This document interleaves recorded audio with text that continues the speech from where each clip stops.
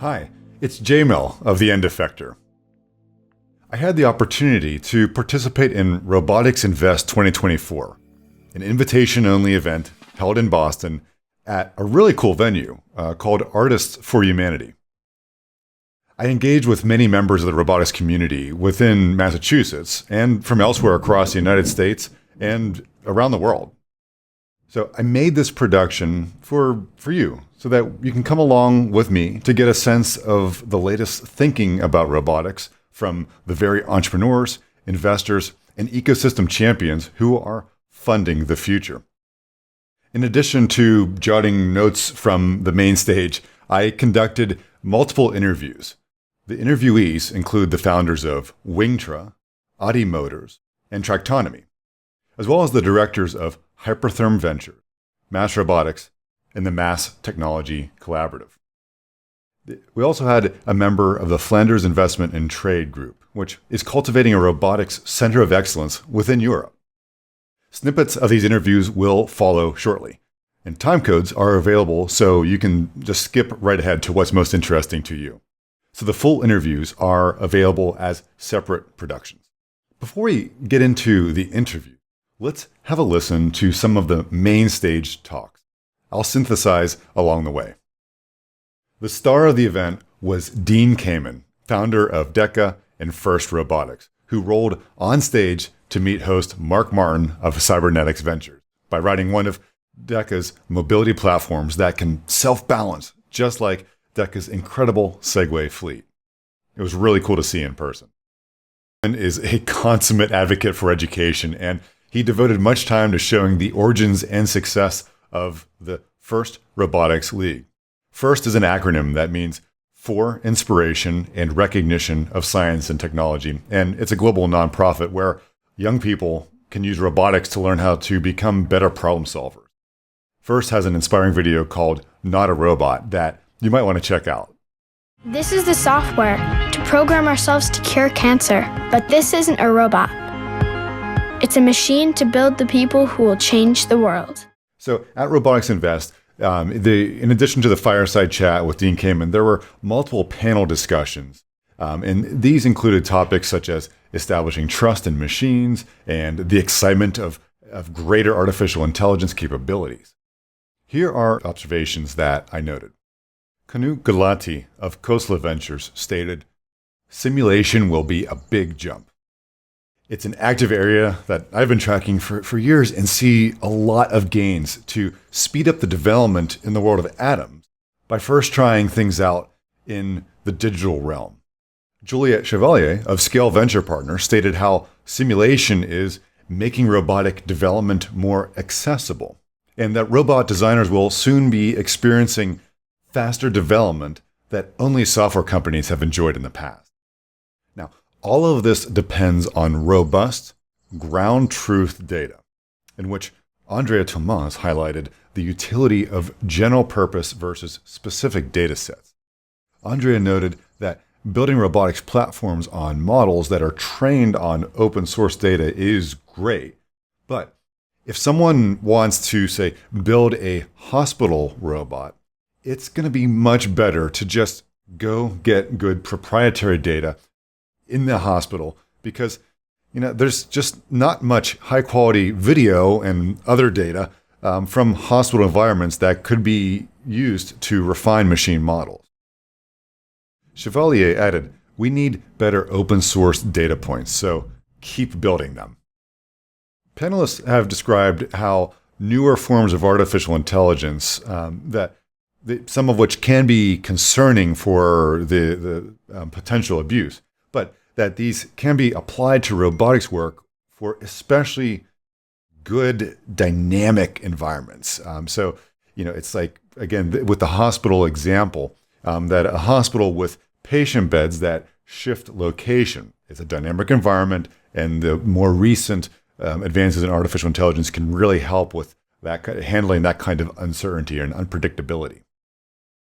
The hardest part of robotics in a human environment is minding the humans. After all, I tend to say that each of us can be modeled in some way as a non-deterministic black box, and we're not always clear communicators about our intent. And this is a real challenge for safe human-robot interactivity. Peter Werman of Sony AI America had commented that in academia, if your research is able to show an 80 to 90% performance boost, that's fine for publishing a paper in a research journal. However, if we're looking at business purposes, 80 to 90% doesn't cut it.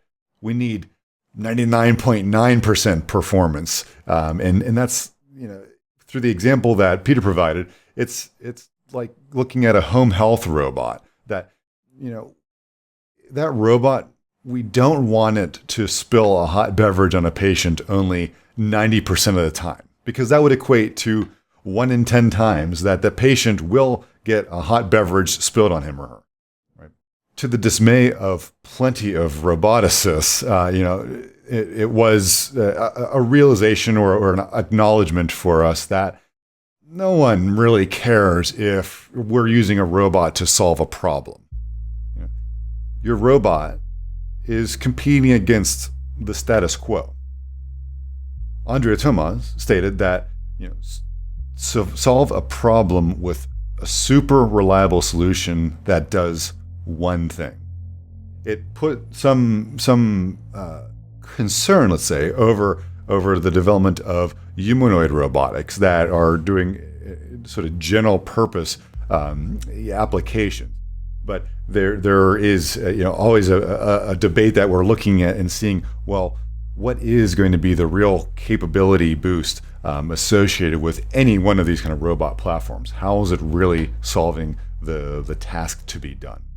There were other panel discussions and topics that did range from ethics to venture investment, from humanoids to climate issues and how to solve them. And these had insightful, informed debates. But let's now hear directly from attendees that I pulled aside. They were gracious with their time, and we can hear about what they are working on and why they came to Robotics Invest.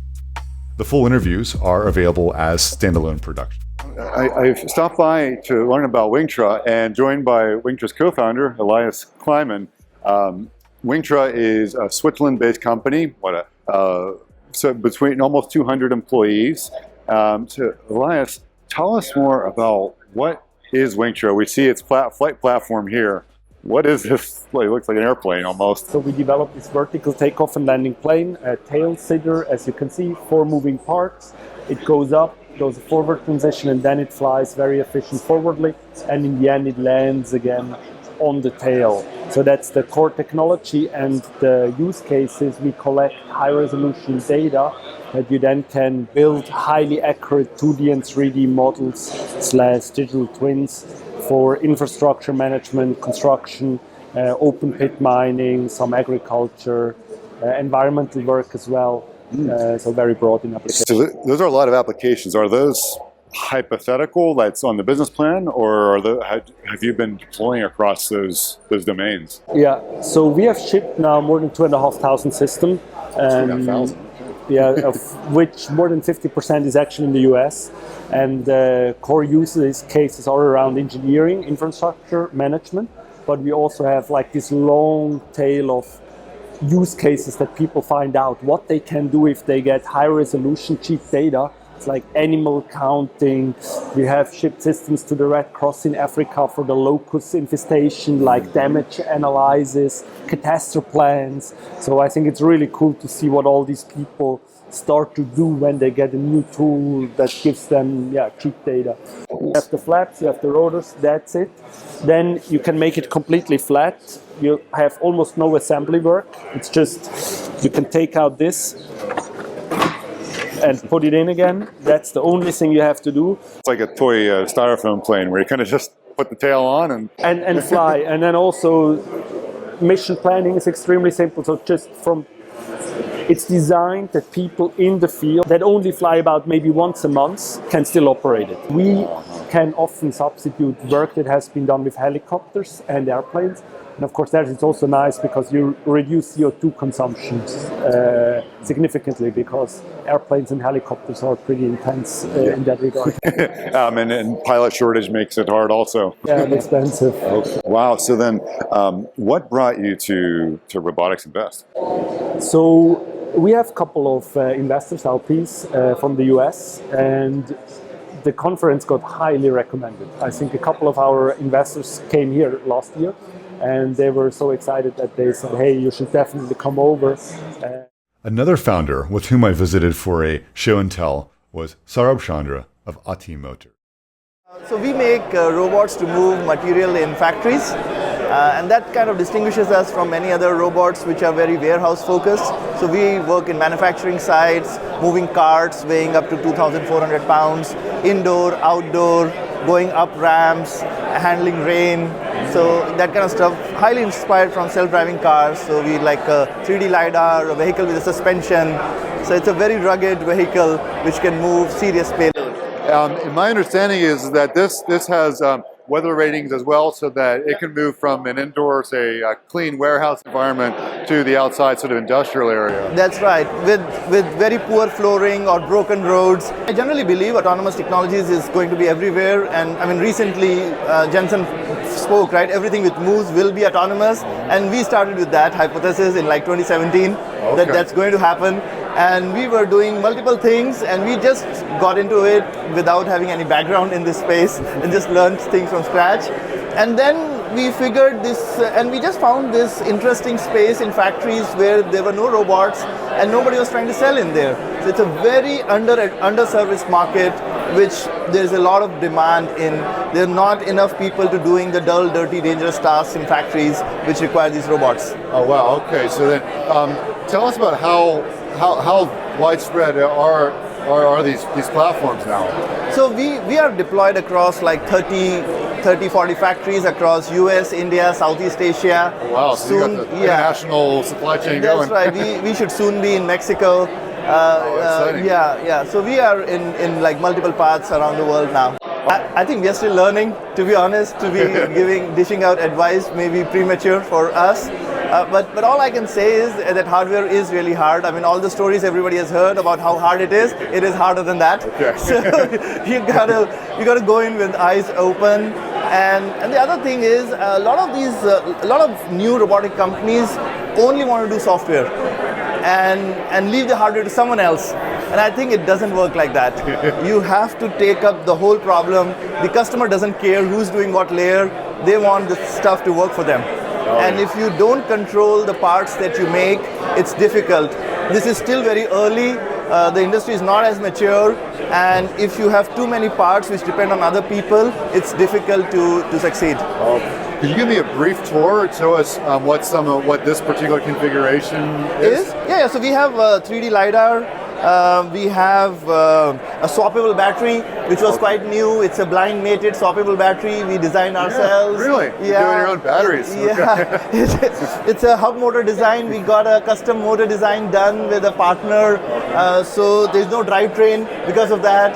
So it's a 3-wheeled vehicle with a hub motor and two free wheels on it. Wow. And there's cameras, camera, LiDAR, wheel encoders, IMU, and then we would do sensor fusion to basically do it. And we have done complete original stack, original algorithms for localization, etc. Yeah. So, and I see that there's way it's not all, they don't all come with the kind of the roof environment. Oh yeah.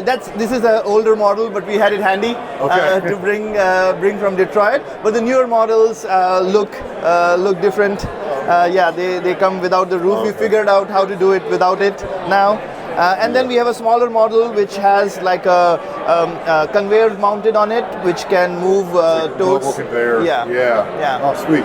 So, what brought you to Robotics Invest? I'm telling you, in the last probably in just 2 days, I've met more exciting robotics founders than I had met in like the last 2 years. Wow. Okay, so I think it's just got the right people here. Yeah. So I think that was the reason, and in general, I think Boston, even outside of this conference, I've met a lot of robotics companies outside in Boston also. I think it's just a great place for a robotics founder to come in and just meet the fantastic people in this space. I heard a lot of positive comments about the people who were brought together for this invitation in the event. And the Boston ecosystem is a special place for roboticists. My friend Ben introduced me to a gentleman who is playing an important role. We are joined today by Peter Haas, the director of the robotics department at Mass Tech. Welcome, Peter. Could you first tell us a little bit about Mass Tech, kind of get us level set? Mass Tech is a quasi-government agency in the state of Massachusetts that focuses on economic development for the state. Okay. And so what's bringing you here to Robotics Invest? So we're an underwriter for Robotics Invest this year, and we supported the conference because it is a fantastic place for founders and investors to connect and actually make those relationships that lead to funding. Wow. So how does it, by working with the Commonwealth, do you then actively support, say, venture investors as well and helping to connect to prospective investments? Or is it more than that? The goal of the Commonwealth is to see economic development within the state and to see new companies and new jobs being created here. I'm really excited about seeing just the relationships that are being formed here. So I saw a startup founder talking to a very famous high net worth individual for about 25 minutes after they bumped into each other. And you could just see the gleam in the eyes of each of them as they shared the technical details of the autonomous robots that they were each building. And it's that kind of joy of engineering that really makes me psyched to be here and psyched to see the robotics ecosystem growing in Massachusetts. Robotics is just at the beginning of its growth stage. We are in a new industrial revolution. And I would say that for the decades of work on robotics, we're only about 10 years into the autonomy phase of robotics, where the AI and the computer vision has been good enough to actually see autonomous systems deployed. Massachusetts is positioned as one of the leaders in the nation in robotics and thereby one of the leaders in the world. There are many other areas that are trying to compete, and there are areas that are offering significant cash incentives to try to build out the robotics ecosystem. It's important for us in Massachusetts to recognize what we have with the 400 companies, 181 OEMs of robots that are in the robotics ecosystem in the state, and to figure out how we can build on that to be able to make robotics the next biotech for the state economy. That's really interesting. So do you feel that it goes beyond than just the offering of dollars to help these kind of entities, that there's something else that is also encouraging that ecosystem to do like sort of a made in Massachusetts atmosphere? We are supporting the Mass Robotics Accelerator, which is opening applications in July. So if you have a robotics company that you want to get support for, it's pre-seed funding, non-dilutive, $100,000. You should apply to the Mass Robotics Accelerator, and you should get the training that comes along with that on how to build and grow your company here in Massachusetts. I wanted to hear an investor's perspective, and so I asked Nathan Pascarella, director of Hypertherm Ventures, to learn how Hypertherm is thinking about autonomy and automation. Hypertherm is based in New Hampshire with a global presence, and they are employee-owned, and they do a lot of work in industrial cutting. So think plasma cutting, water jets, and the like. And the venture group is invest in areas adjacent to that? We're doing early stage. We're doing it for strategic reasons to expose the company to strategic things that would be disrupting our technology for innovation. We go early on so that we get the most learning at that phase. Not too early, but we want to get plugged into things around Industry 4.0. So we have three areas, the AI space or digital manufacturing, then we have robotics and automation, and then we also have what we call the future of fabrication. Most of our business is in the fabrication space, but again, you have things like additive manufacturing that are changing that. And so what does that look like? What does it mean to do metal additive? What does it change for our customers? What does it change for the whole industry? So, or should we get into doing that ourselves? You can recreate that with automation probably, but does it have to look like this? While the United States is certainly among the leaders in advanced robotics for its development and deployment, the United States is certainly not the only one. I had an opportunity to meet individuals from Belgium who were on site to learn about the regional ecosystem we have in the Northeast United States and how those learnings can be interpreted, translated, fed back into an emerging center of excellence in their home region. Let's listen in. So I'm a Belgian startup CEO. I'm the founder of a company called Hypertherm Robotics. And we build logistics robots right now for the local market in Belgium. But I'm actually very interested in taking our traction that we have in Belgium and bringing it to the United States. My name is Laura Ferreira. I work for a government agency from Belgium called Flanders Investment and Trade.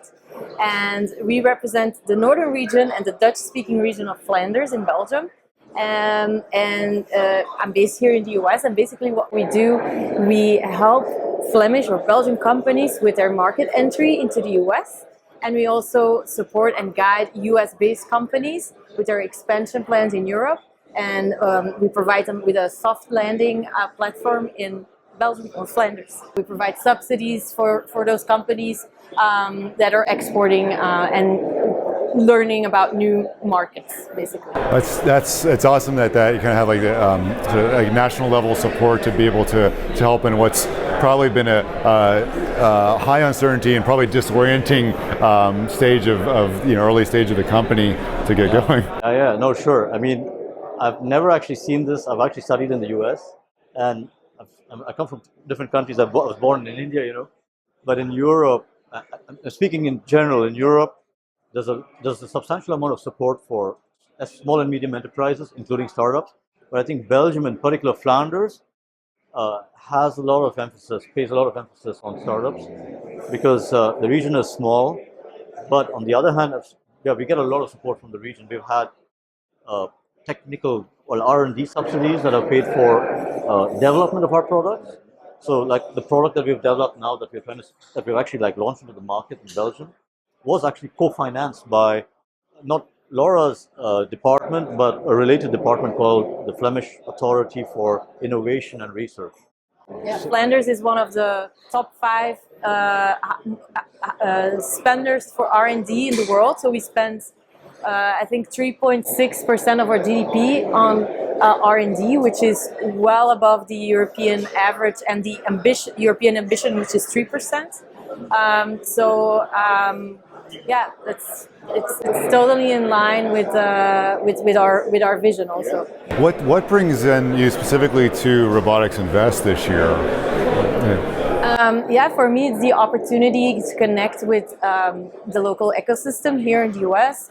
We build autonomous robots that are a new class of tuggers. So tuggers are robots that pull cars. Okay. We build a special class of tuggers that do things that current tuggers can't do. And so, if you go to are these like multi-ton, heavy tug? No.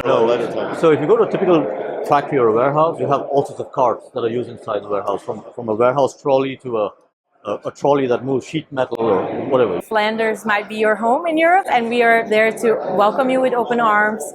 We can introduce you to the ecosystem and our networks, provide information on incentives that are available, investors, partners, etc. So we're just offering our help to be supportive as a government and free of charge. So it's an offer you can't refuse. Just as the Flanders folks are inspired for how to cultivate their robotics industry and their applied research and development endeavors, I wanted to conduct a conversation with one of Boston's noted organizations, Mass Robotics, which over the past decade has been providing support, working space, and overall advocacy for startups that are in its flock. Here's Mass Robotics Executive Director Tom Ryden. It's a chance for people to talk about investing in robotics companies. And our organization supports robotics here in Boston. So this is a great opportunity to meet a lot of the people who are involved in funding companies and also a lot of startups that are growing and looking for investment. Mass Robotics was formed to provide a space for young startups, to give them all sorts of resources and networking so that hopefully they'll be more successful and stay and grow here in Massachusetts. So it includes, my understanding is there's sort of like lab space or building space, as well as sort of the bringing in the kind of connections that are typically needed for a growing robotics company. Exactly. So in addition to space, we provide space for the companies that are part of Mass Robotics, but we have a whole machine shop and prototyping lab that they can use. With Mass Robotics, it's been here, founded in 2016. You've been there since the beginning. Can you tell us a bit about what Mass Robotics is today and a little bit of how it became that way? It's really connecting them to the right people who can help their business. And it looks like, I imagine, because of the nature of Mass Robotics, that it's also in a position to help coexist well with Mass Challenge, the sort of startup accelerator, as well as maybe professional venture capital investment. Exactly. Yeah. So we work together with all those. We have some companies that have been at Mass Challenge and come to Mass Robotics afterwards. We're a little bit later stage. So this was I was here last year. The show continues to expand. There are more investors, more people paying attention to the robotics market, which is in the end good for the startups we support. The more they have opportunities to get investment, the more different investors that understand the space, it'll be easier for them to continue to get that funding that they need. I think the talks, when I was attending one of the earlier talks, and they had a gentleman from Founders Collective as a panelist.